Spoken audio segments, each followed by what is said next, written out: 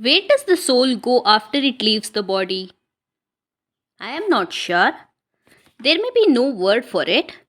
I call it another dimension, higher level of consciousness, or higher state of consciousness. The soul certainly exists outside of the physical body, and it makes connections not only to the other lifetimes of the person it just departed, but to all other souls. We die physically, but this part of us is indestructible and immortal. The soul is timeless. Ultimately, there is probably just one soul, one energy. Many people call this God, while others call it love. Again, the name doesn't matter. I see the soul as a body of energy that blends with the universal energy, then splits off again, intact when it returns to a new life. Before it merges with one, it looks down on the body it has just left and conduct what I call a life review. A review of a life just departed. The review is undertaken in a spirit of loving kindness and caring. It is not for punishment, it is for learning. Your soul registers its experience, it feels the appreciation and gratitude of everyone you have helped and everyone you have loved in a heightened way now, and that it has left the body. Similarly, it feels the pain, anger, and despair for everyone you have hurt or betrayed, again magnified. In this way, the soul learns not to do harmful things but to be compassionate.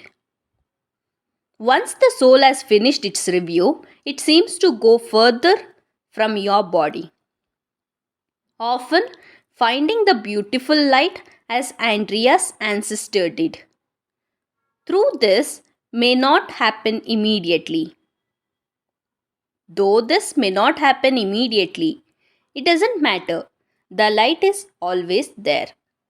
Sometimes there are other souls around you. You could call them masters or guides, who are very wise and help your soul on its journey towards the one. At some level, your soul merges with the light but still remains its awareness so that it can continue to learn on the other side. It is simultaneously merging with the greater light. At the end of the immortal journey, the merging will be complete, accompanied by feelings of indescribable bliss and joy, and the awareness that it remains individuality and still has lessons to learn, both on earth and on other side. Eventually, the time varies.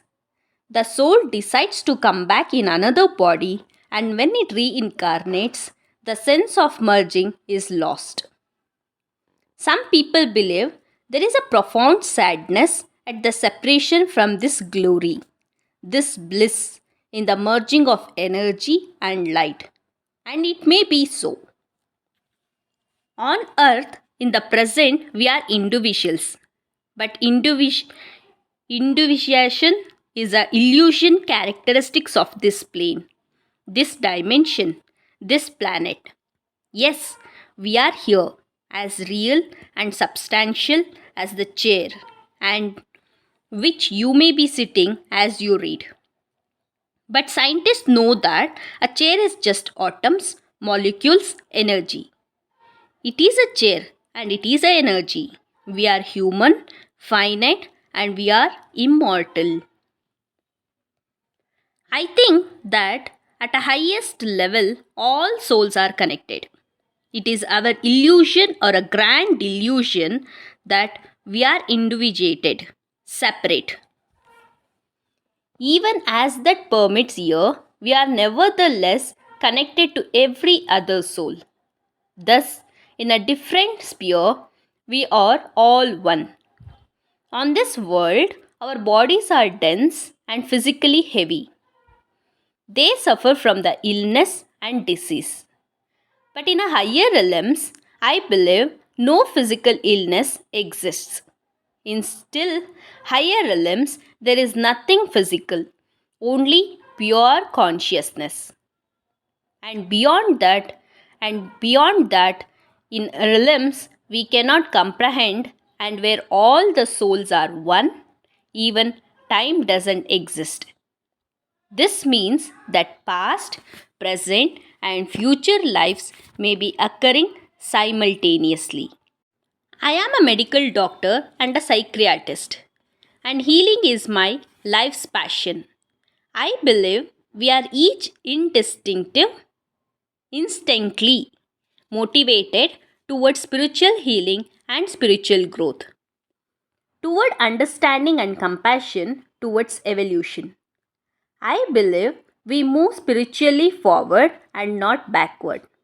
The consciousness has built within it has a mechanism that steers it along a positive path of spiritual evolution. In other words, the soul always, at all times, evolves towards health at a higher level. Time is measured in lessons learned. Though on earth it is chronological. We live both in time and out of time.